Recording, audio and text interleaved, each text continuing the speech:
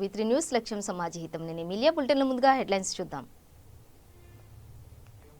పాకిస్తాన్ ఎదుర్కోవడానికి భారత సైన్యం సిద్ధంగా ఉంది. సరిహద్దుల ఘర్షణపై కేంద్ర మంత్రి కిషన్ రెడ్డి భరోసా.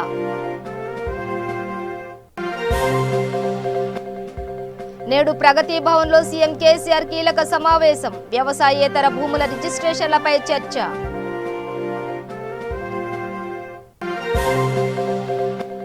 కూకట్పల్లిలో భారీ అగ్ని ప్రమాదం. హార్డ్వేర్ షాప్లో చెలరేగిన మంటలు, భారీ నష్టం.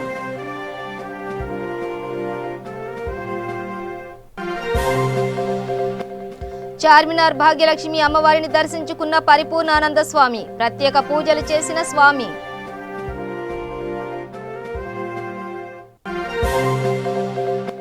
విశాఖ జిల్లా దీపావళి వేడుకల్లో అపశృతి. మందుగుండు పేలి 3 చిన్నారులకు తీవ్ర గాయాలు.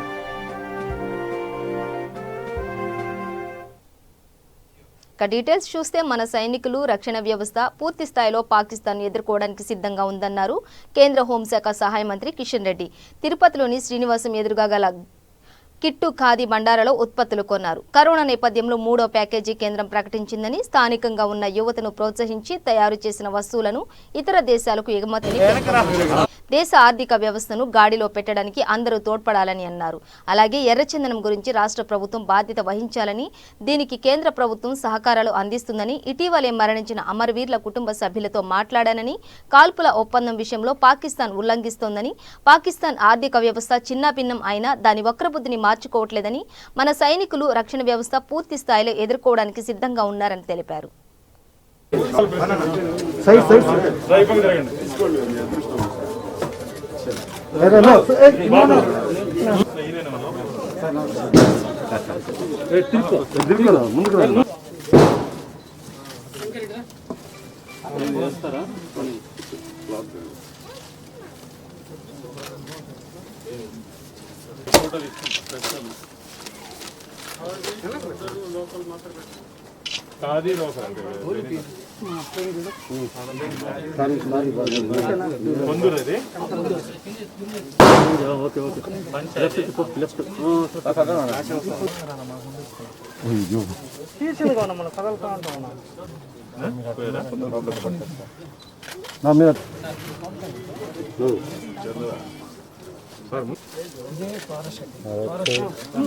ఓకే, నేనేం చేయలేదు బ్రో. నేను ముందుకే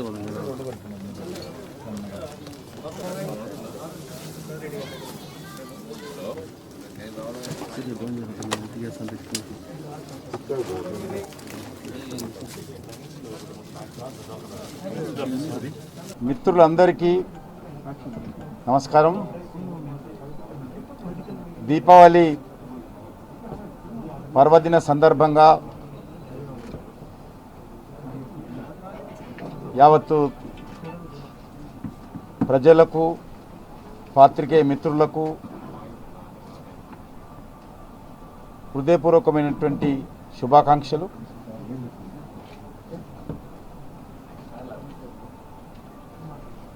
కేంద్ర ప్రభుత్వము గత కొన్ని రోజులుగా స్థానిక ఉత్పత్తులకు ప్రోత్సాహం కల్పించాలి, స్థానికంగా ఉన్నటువంటి ఉత్పత్తి సంస్థలను ప్రోత్సహించాలి, వాళ్ళు తయారు చేసేటువంటి వస్తువులను స్థానికంగా మనం ఉపయోగించుకోవాలి, వాటిని ఇతర దేశాలకు ఎగుమతి చేయాలనేటువంటి దృక్పథంతో vocal to local, local to global అనేటువంటి కాన్సెప్ట్తో నరేంద్ర మోడీ గారు పిలుపునివ్వడం జరిగింది.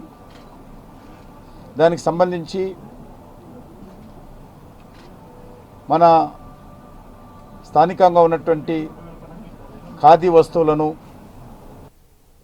తెలంగాణ ముఖ్యమంత్రి కేసీఆర్ నేడు ప్రగతి భవన్లో ఉన్నతాధికారులతో కీలక సమావేశం కానున్నారు. ఈ సమావేశంలో భాగంగా వ్యవసాయేతర భూముల రిజిస్ట్రేషన్పై సమీక్షించి నిర్ణయం తీసుకున్నారు. ఈ సమావేశానికి సీఎస్, రెవెన్యూ రిజిస్ట్రేషన్ శాఖ ఉన్నతాధికారులు హాజరు కానున్నారు. 2 నెలలుగా నిలిచిపోయిన వ్యవసాయేతర భూముల రిజిస్ట్రేషన్ ఆగిపోయాయి. ఇవాళ జరగనున్న ఈ సమావేశంలో వీలైనంత త్వరగా రిజిస్ట్రేషన్ను ప్రారంభించడానికి ఏం చేయాలి అనే అంశంపై అధికారులతో కేసీఆర్ చర్చించి కీలక నిర్ణయం తీసుకోనున్నారు.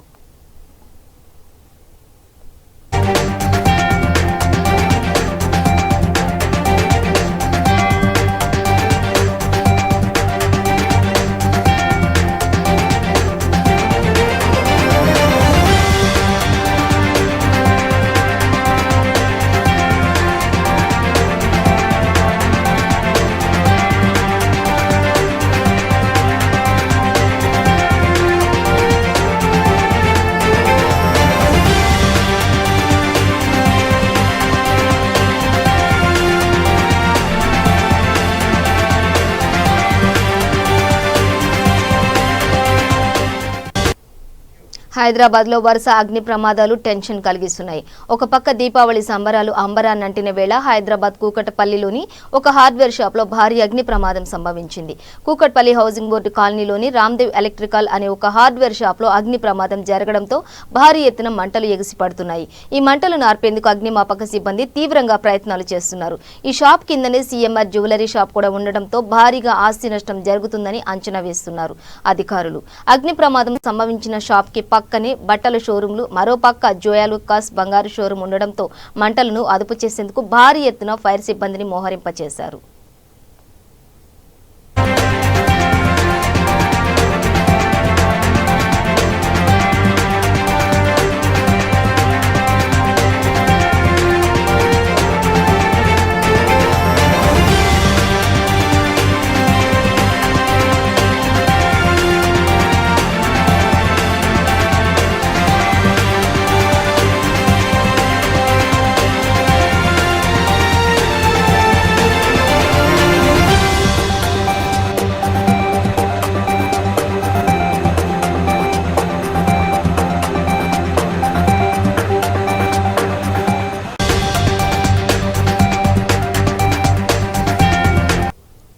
హైదరాబాద్ చార్మినార్ భాగ్యలక్ష్మి అమ్మవారిని దర్శించుకున్నారు పరిపూర్ణానంద స్వామి.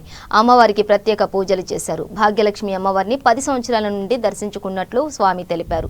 భాగ్యనగర్ వాసులకు అమ్మవారి ఆశీస్సులు ఉండాలని కోరారు.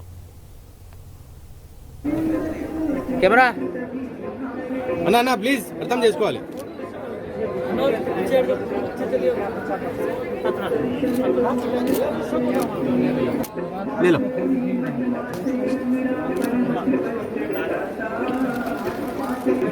एक सेकंड ले लो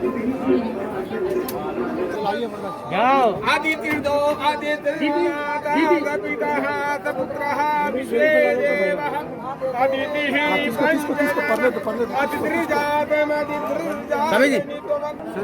यहाँ पे देखो एक बार गब्बू भाई यहाँ पे देखो सेकंड क्लियर फोन में అమ్మవారికి నాకు ఒక మరువలేని అనుబంధం.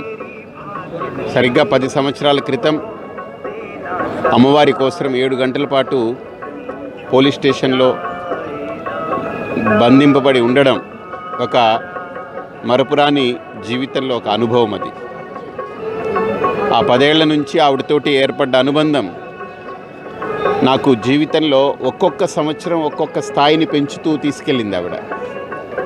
అందుకనే భాగ్యనగరంలో నేను దీపావళి సందర్భంగా ఇక్కడ ఉన్నట్లయితే మిగతా ఏ పనులు నేను పెట్టుకోకుండా ప్రతి దీపావళికి భాగ్యనగరంలో ఉన్నప్పుడల్లా శశి నన్ను పిలవడం ఆనవాయితీ. శశి పిలిచిందనంటే భాగ్యలక్ష్మి అమ్మవారు కబురు పంపారని అనుకుంటాను. ఆవిడని చూడడానికి వస్తాను.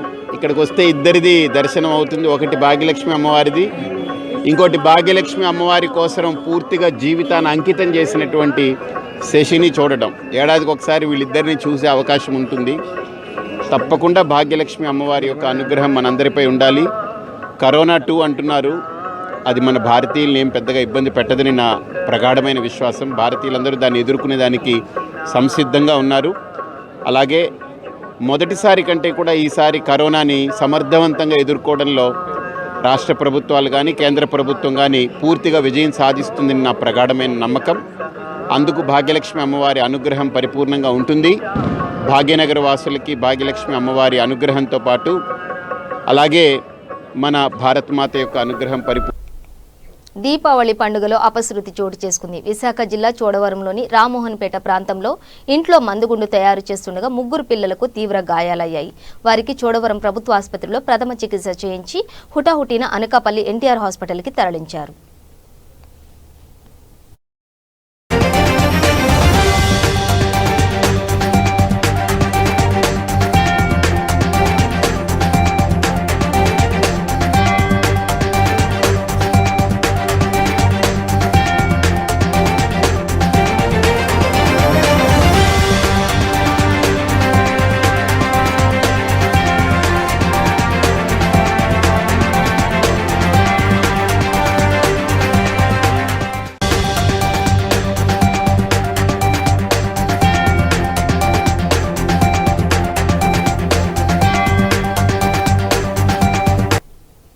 కామారెడ్డి జిల్లా నిజాంసాగర్ ప్రాజెక్టు వద్ద 2 యువకులు గల్లంతయ్యారు.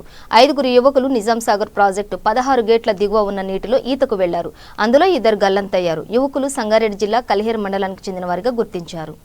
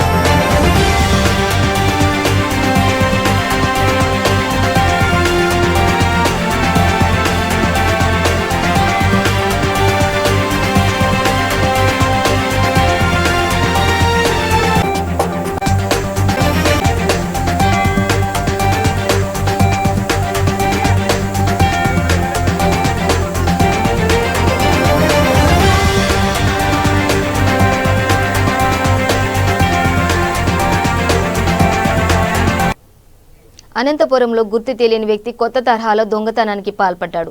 సాయం చేయాలని కోరుతున్నట్లు నటిస్తూ సెల్ ఫోన్ను దోచుకెళ్లాడు. ఈ వ్యవహారం అంతా సీసీ ఫుటేజ్లో రికార్డైంది.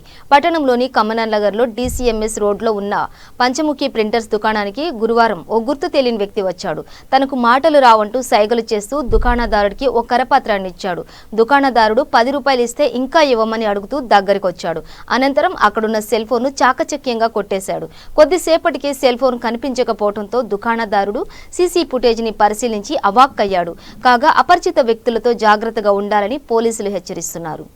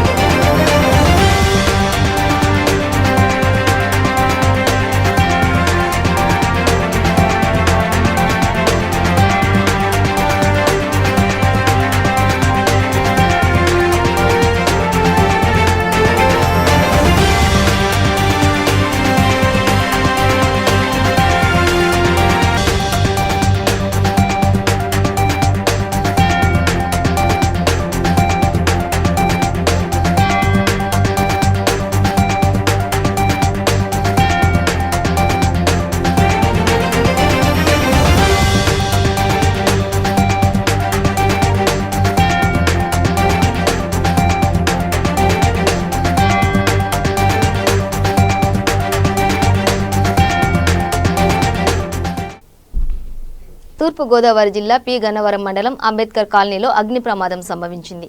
విద్యుత్ షార్ట్ సర్క్యూట్ కారణంగా ఓ పూరీలు దగ్ధమైంది. ఈ ఘటనలో సుమారు ₹1,00,000 వరకు ఆస్తి నష్టం సంభవించింది. సమాచారం అందుకున్న అగ్నిమాపక సిబ్బంది ఘటనా స్థలానికి చేరుకుని మంటలను అదుపు చేశారు.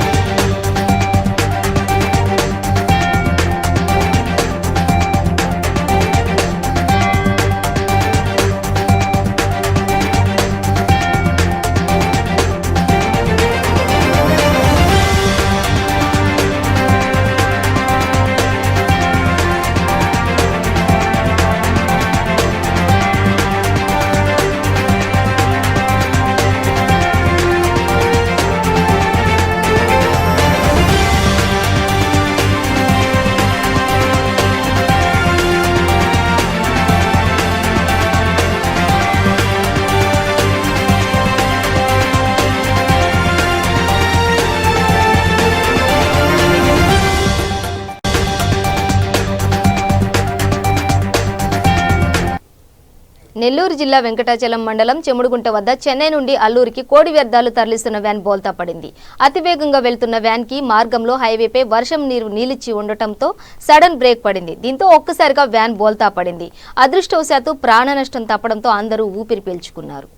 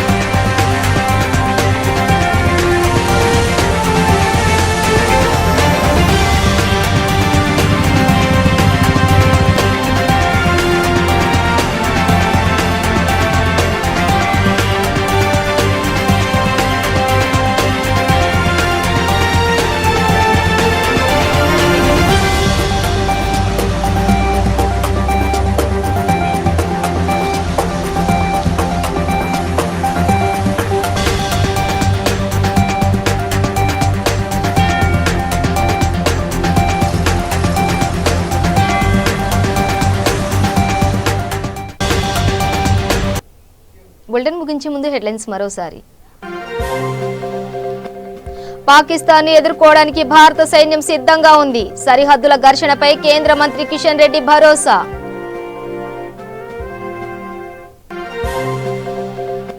నేడు ప్రగతి భవన్ లో సీఎం కేసీఆర్ కీలక సమావేశం. వ్యవసాయేతర భూముల రిజిస్ట్రేషన్లపై చర్చ.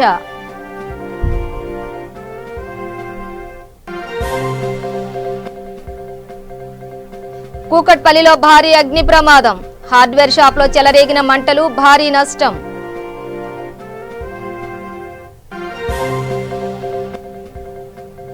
చార్మినార్ భాగ్యలక్ష్మి అమ్మవారిని దర్శించుకున్న పరిపూర్ణానంద స్వామి. ప్రత్యేక పూజలు చేసిన స్వామి.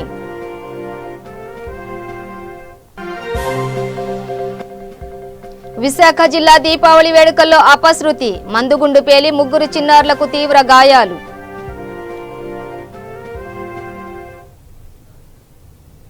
ఇవి బులెటిన్ డీటెయిల్స్. చూస్తూనే ఉండండి V3 న్యూస్. లక్ష్యం సమాజ హితం.